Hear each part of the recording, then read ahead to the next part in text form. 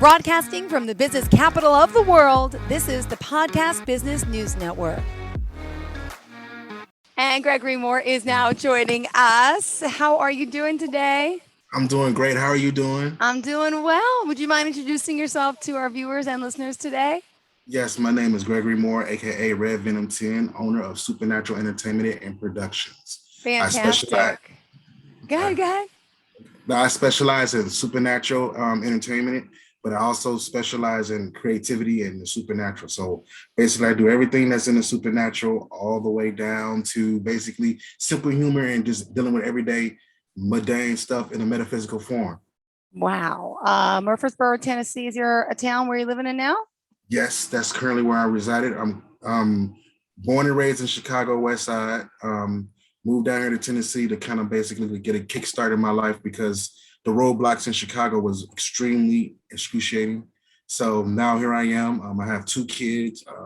Just had one, and then I have a 7-year-old that just turned 7. So, congrats! I know you had the little one last time we spoke. Oh, congrats! Good for you. 2 girls or 2 girls? Good for you. And so I noticed when we signed on, he's got a Chicago's Bear sign behind him. And look, just so ironically, now I'm not a football fan at all. I hate sports, but I ordered this for my brother-in-law, who's like the biggest Chicago Bears fan. So how ironic. You see, we're connected, and you see everything's connected with energy. Look at this. Yeah, I know, right? That is insane. Well, why would a girl that doesn't have sports like have this like at her desk? But that's because I'm giving it to him for a gift. That is, you know what? Sometimes people overlook little small supernatural stuff like that on the regular. And you know what? When you're in the presence of somebody that really does work with the supernatural, you would find just little things like that just kind of, like you said, connect with energy. And it's just like, it's so real. Well, so people tell me about what you do. So tell me how you connect with the supernatural. Tell me about yourself. Obviously, it's our first live Zoom. We have new listeners. So please give us a little background to what you do and how you can help us. Well, basically, I'll try to put it very simple. What I do is I work with the supernatural, and I use that gift, which is natural born gift of mine, also connected using that natural born gift that's been trained under different divinities and other different people that help me properly train in the School of Magic to basically help people transform their life. So look at it from a metaphysical point of view, like how the book was right there and me having the flag in the background. I use that kind of energy right there to help synchronize people with their destiny or make the best decision that'll help them synchronize to a better destiny or a bigger picture, so to say. So do I call you a psychic? Are you a psychic? Are you a medium? Are you an intuitive? Are you an empath? Tell me the names I need to call you besides Gregory Moore. Well, I mean, empathic is one. I mean, being able to sense people's energies and stuff like that. Being intuitive and being able to pick up on people's thought forms or thoughts and being able to finish it off and stuff like that, and being, courteous enough to be quiet, personally myself, because, sometimes when you're talking about the supernatural and it's so exciting and, you're meeting people for the first time, you be full of fire and you just want to talk. So, you got to sometimes humble yourself and remember, it's okay to be extremely enthused, but don't let it get too much of yourself. You know what I mean? Personally myself, because I do it a lot. As you can see, and again, I have to shut myself up. I'm like, oh my God. No, continue to talk. This is your show. So this is your platform to let everyone know what you do and how you can help them. So please continue. Okay, now as far as for a psychic, I do sense the invisible energies around, and I am able to pinpoint different things. So like as far as for a psychic goes, if people are having issues and they're trying to look for their future being read, well, a foreteller is someone that tells the fortune of your future.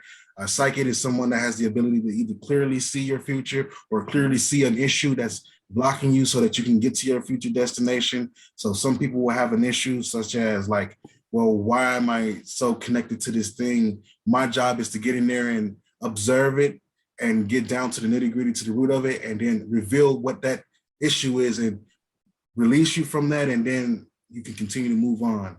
Now, as far as the supernatural, that's more into contacting the dead, more contacting, the divinity and being able to basically reveal the supernatural to people, whether they like it or not.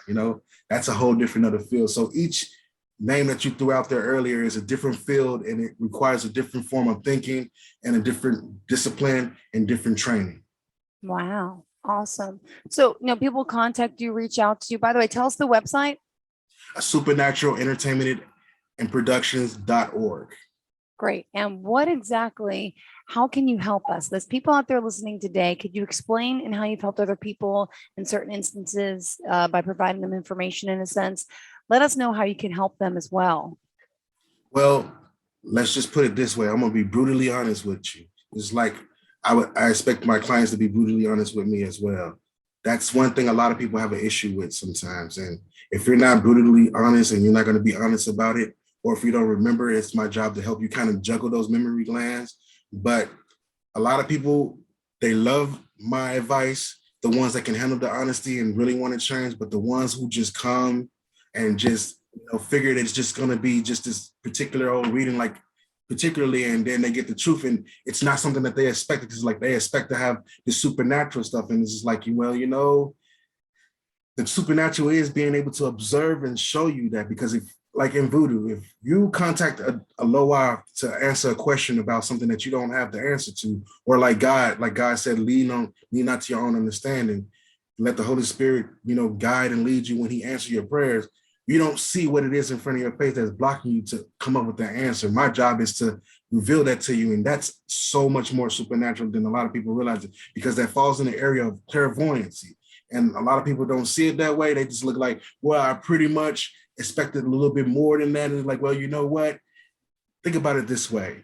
And I'll put it on myself first.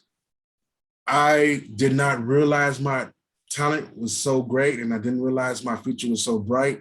I didn't even realize that I had a future because I was so depressed about what happened to me as a kid. Like I said, I've lost my family to a terrible fire. I mean, that's something that you just don't want to come home to. And I was posting on that on Facebook today and getting people to open their heart up to see. Like, imagine if you was in those shoes, how would you be able to look at the world? Would you still be happy? Would you still be optimistic about every day? No, most people would be like, screw this. I'm not gonna get up. I'm gonna just lay down. I'm depressed. I don't want to do nothing. I'm miserable. I'm a toxic person. I can't help it that life chose me to want to take my family away. But it's being able to see that I had a life purpose and just keep on nailing at it until I see it.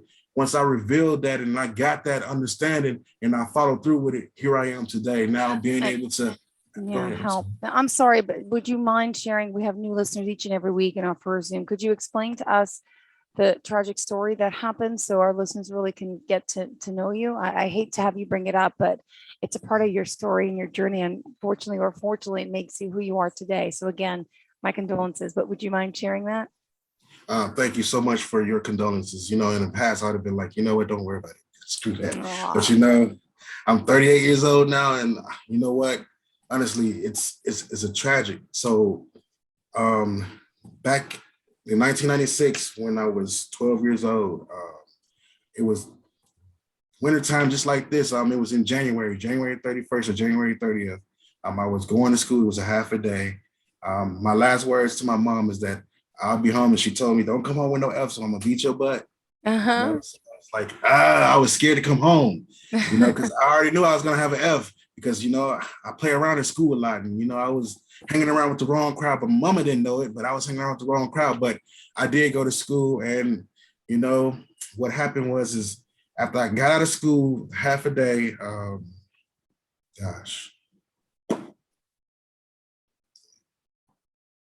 having people just come and tell you, basically just coming up to you and like, oh my God, I feel so sorry for you. I'm so sorry that you lost your family. Like, I looked and I'm like, who the hell are you talking to? Pardon my French, but who are you talking to? Like, you don't know me. Why are you telling me that you're sorry I lost my family? Like, don't tell me that.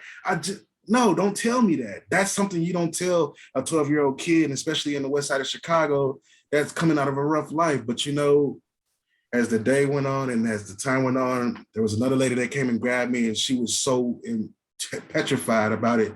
And long story short, she took me and grabbed me and said that I'm so sorry that you lost your family. I'm so sorry. And I didn't believe her. I almost beat her up because of that, because you don't just come to somebody, and just randomly tell them something like that. You just don't do that. Nobody would accept that. You know what I mean? It doesn't matter how old or how young you are in life. You don't expect to come home to your family being dead. It just don't happen. And as I got closer and closer, I met somebody else that I knew that helped train me or raise me as I was a kid. That was my stepfather, which is my little brother's father. And he told me the same thing. And I didn't believe him either. I wanted to beat him up too. Believe it or not, I really did. I almost hit him in the mouth because he said it to me. Then he said, you know what? You ain't got to believe me. Go on over there and see for yourself. So I went through the little parkway and I went through the little alleyway and I went up into the front. And as I went up to the front, my whole life changed at that moment because not only did I see a big hole in the house, I saw fire marks all around it. I see the emblems and my mother and my little brother is no longer there and everybody's telling me that they're dead. I completely shattered. Excuse me. I completely shattered. Like from that day forth, I was like, I hate God. I hate everybody. Everybody needs to die. That's all. Yeah. Everybody needs to die. Everybody, because why would I, you watch movies, you watch horror films, you watch all different Boys in the Hood and stuff like that, it's Minister Society, you watch things like that, but you see it on the streets with other people, but you would never expect that, like a Batman, you come home, you with your last time you see your family is that's it. You don't even get to see them no more, and it's like, man, it tore me up. So it made me who I am today. I learned how to depend on myself. I learned how to, push through. I did have a lot of obstacles in between that because at this point now I'm seeing the world for what it really is and the monster for what it is. And it's like, you're 12 years old. So like in some cultures, they take the 12-year-old boys and, transition them into a man. But, this is something that was chosen by the divine itself. So it put me in a very powerful position of my gifts awakening to the full maximum. And so here I am today. Wow. So did you have these gifts in a sense before this tragedy, or did you not really pay attention to them much until after this happened? Both. Okay. I had them. I was born with them. I've always been able to see the future, and I've always been able to talk to the dead. I've always been able to talk to different spirits, and I even have God come in my dreams and talk to me too, physical form. It was this one situation. I won't say his name due to the fact of confidentiality and the respect of him. But it was my little brother's dad, and before he had my little brother with my mom, before we got to know each other, the first day we met each other, he said something, I don't remember exactly, but it was something in particular where it ended up with him basically saying, I don't know his name and I don't know where he's from. And I told him what his name was, first name and last name. And he couldn't believe it because he literally thought my mother told him, but she said, I swear to God, on everything I love, I never told him your name or nothing. He don't even know about you. This is the first time he ever met you. Ever since then, it was like everybody in his family and everybody around that knew him just knew me for being that gifted like that. So I've been gifted like that for a while, for a very long time. Wow. And so you could tap in, if someone comes to you for we're to call it a reading, you can tap into their deceased loved ones, or, how does it work? Could you tell us some experience that you've had and how you've helped people? Because I'm sure there's, so many people you find comfort in knowing that your family is there somewhere, physically, maybe not in the present. And for someone like you who's experienced that firsthand, and to know that not only do you believe, that there's the other side. Some people feel lost, like they don't understand it. You help people get through a lot, I'm sure, when it comes to loss. Could you share some of that with us and some of the work you do? Yes. In one particular situation, I was doing a reading for this one particular lady. She was a friend of ours, but she lost a loved one to her father. And, the funny thing about it is when I was doing the reading, she was able to feel her father, and he was constantly interrupting me in the reading. He just kept on having to speak. And, I don't know too much about what their relationship is like, or when a client comes to me and their dead ancestors or, the dead loved ones come to me and start talking to me. I don't know. All I know is what they tell me when I ask them, either it's real or it's not. When you tell me that it's not real and that you don't know that person, I automatically dismiss it. But 99.99% of every time that's ever happened, I've always been accurate. And then as it goes on, it gets to the point where they start manifesting themselves, and they can feel them sitting next to them. They can feel them, comforting them and Wow. stuff like that. It's so unreal. But how I'm able to do it is I'm being sensitive is what they call it, growing up for me, because I'm hypersensitive, and being sensitive is the same thing as being intuitive or empathic. Empathic is more like it because you're able to sense people, and being empathic, I'm able to sense the dead. And since I'm so connected to the dead, being that I was born on the 13th of September, which is the ninth month, which Ah, connects to death, and it connects to a lot of just, if you look back in history on September 13th, there's been a lot of bad things that happen. So I have all this tragedy ah, all over me. And it's just like, being connected to that and learning how to transcend that into being able to be open and use it for positive. It helps me connect to the dead more easier versus just being able to just say that I can connect to the dead and, being a fiery individual, and I can push my vibrations high enough and I can reach the dead. Excuse me. It doesn't happen that way. A lot of times, a lot of mediums will say that they can reach out. A lot of times you'll find that the spirits won't even come to them because they're not right, or they don't wow. feel comfortable in their presence. In order for a successful medium session to go properly, or to be able to manifest the spirit has to be comfortable with the conjurer first. And Mm-hmm. that's something you have to learn going through magic school and learning how to conjure spirits or the dead. And a lot of people don't take those classes, and which is what makes me wonder, like, what are these people telling people? I mean, you're natural, but you know what? You still like if you're a natural, you know, how can I say this? Calculus. If you're a natural calculus, Jill, and you've always been good with math, high level of math, but for some odd reason you don't go nowhere, it's because you don't practice it. But if you go to school for that calculus and basically take that calculus and do something else, and you're able to basically see the future Mm-hmm. through just basically making math equations, that's what you need to do. That's something that's perfect. That makes you a sharper tool than a particular individual who's just basically saying that they're just intuitive and it's a natural gift and they didn't train it or anything like that. You have to train it in order for it to be on a professional level like yourself. You know what I mean? Got it. Wow. Thank you. Well, Gregory, what else do you want to share with our listeners today? Um, well, as far as spell work, that goes into the line. That's a different area. And a lot of people don't think that it's necessary, but it's kind of falls in the line of manifesting. Sometimes you hit or miss, with spell work, especially when it comes to money and stuff like that. I mean, man, this mastering money magic is not easy, but you know what? It works. Oh, how do we do that? Tell us. Tell us. Well, depending on the person, their energy, and what their money energy is like, if it's been drained, if it's been prepared or properly cleansed, it's so many different things that goes into it. But if I were to cast a spell for somebody that falls in money, 9 times out of 10, if it's done right, they'll see immediate results within 1 or 2, 3 days, which means that Um, whatever their bill is that they needed to be paid will automatically be paid from an unknown source. And it's just like, it's paid.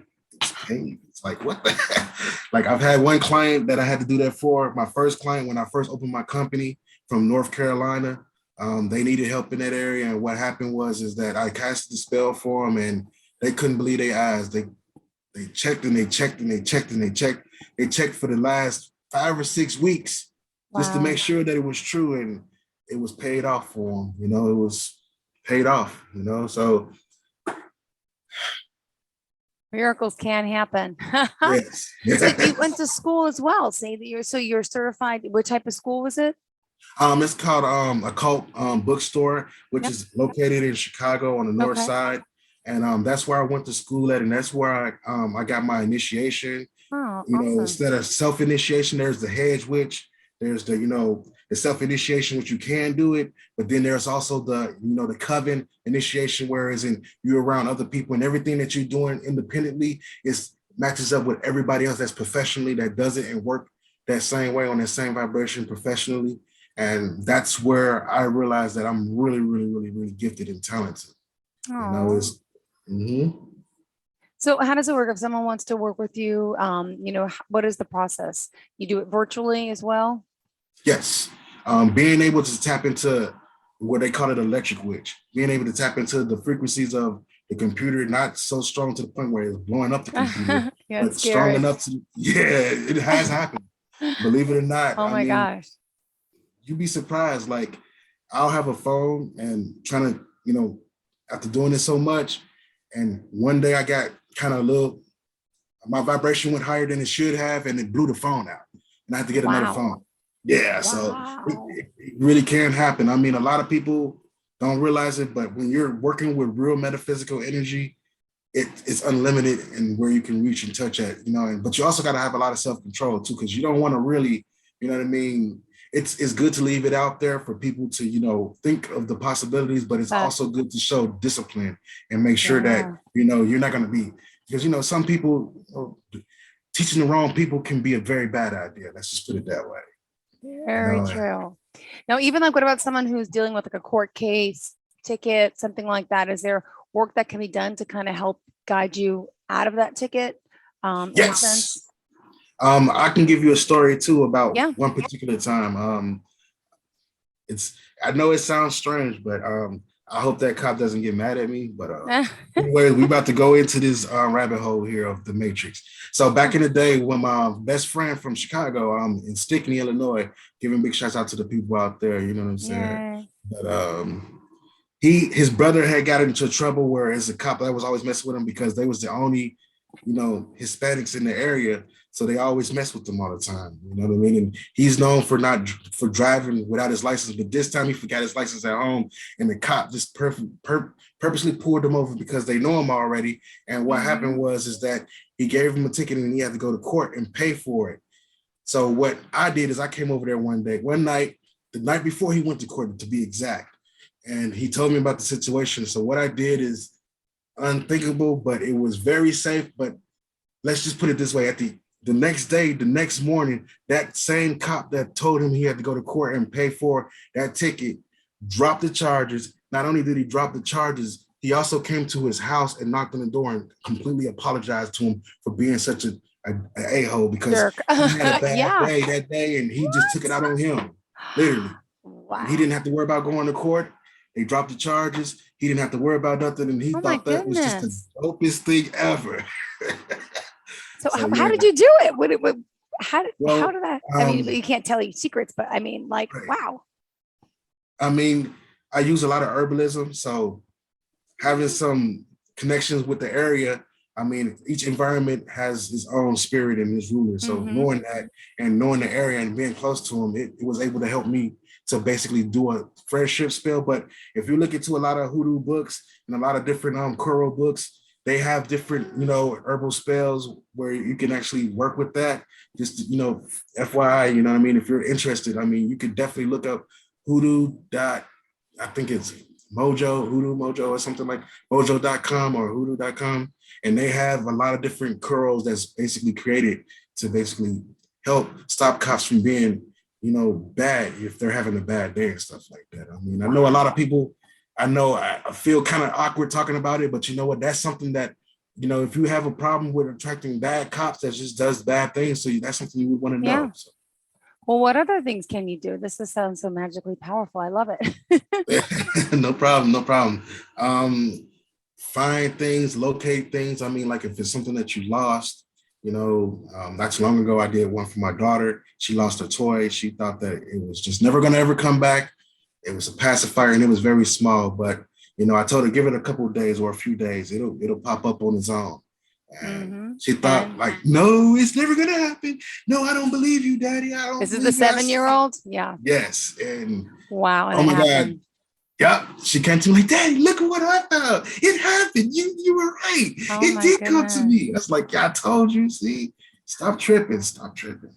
Like, So, would you like? Let me ask you. Like, would you know if I asked you a question like, can you feel it? Like, do you know if my brother stole money from me? yeah, he did. Yeah. Yeah, he did. He totally did. And whatever he's using to block his intentions whenever he comes around you, he's always freezing up whenever I he's haven't. I lying. haven't confronted him about it yet, but But I have you want ever to. confronted him about something before in the past and he froze up? No, he gets argumentative, angry, and Yeah, crazy. that's So freezing up. I want to see, I want to confront him after, not on my sister, don't do it on Christmas Day, but I'm like, I'll wait, but I need to confront him, or do I just let it go?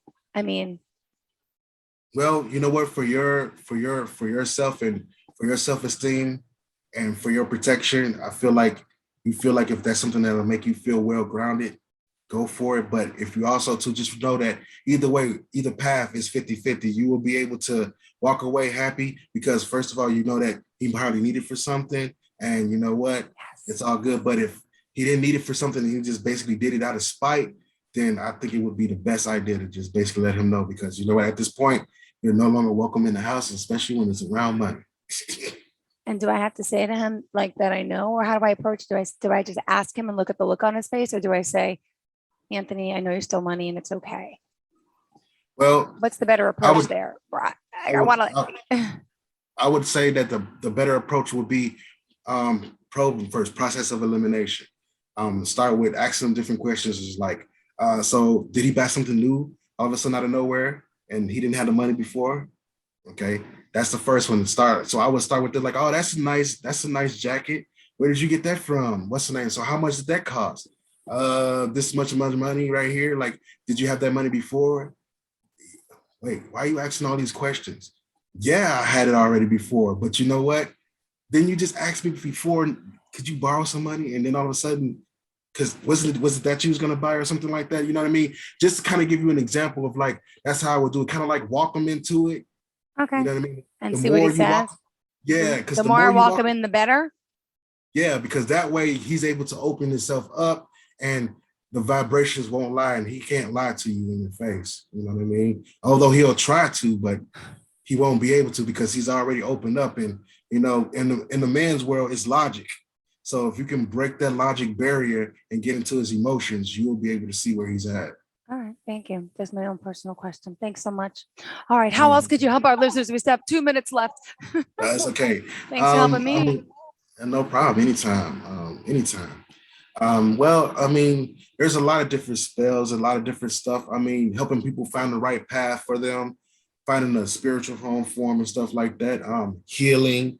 I do a lot of healing too. So, I mean, giving the right advice on that area. I mean, the kind of advice that allows the metaphysical to get up in there and to boost the body's natural healing or to heal properly. I mean, Mhm. or just even basically finding the right information to basically approach the doctor with, you know what I mean? And getting the right medicine. You'd be surprised a lot of people, you know, don't are not aware of their body and how it functions. So therefore Interesting. they're out of sync out of it. So teaching them how to be in sync with it.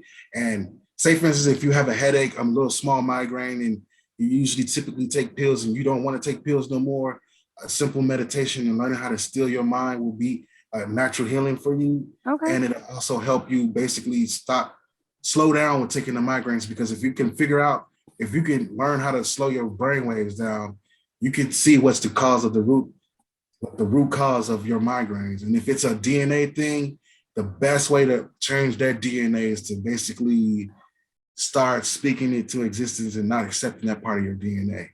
Awesome. Well, thank you so much. Thank you for enlightening us today. And if someone does want to work with you, could you tell us how we can reach out? Yes, supernatural entertainment and productions.org or supernatural-entertainment at gmail.com.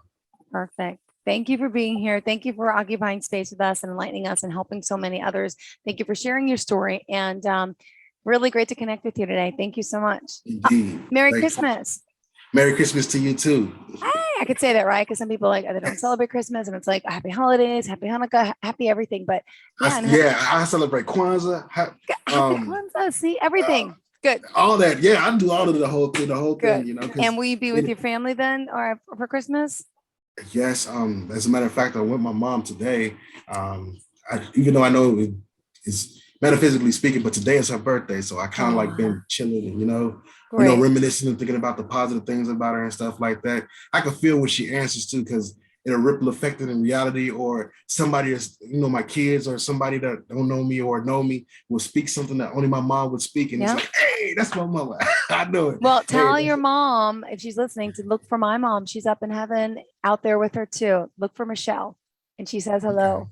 I'm sure that it's amazing wherever they are, but Really bless you. God bless you, your family, and have a great Christmas. Okay.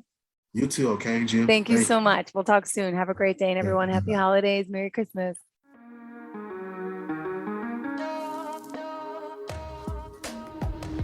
Broadcasting from the business capital of the world, this is the Podcast Business News Network.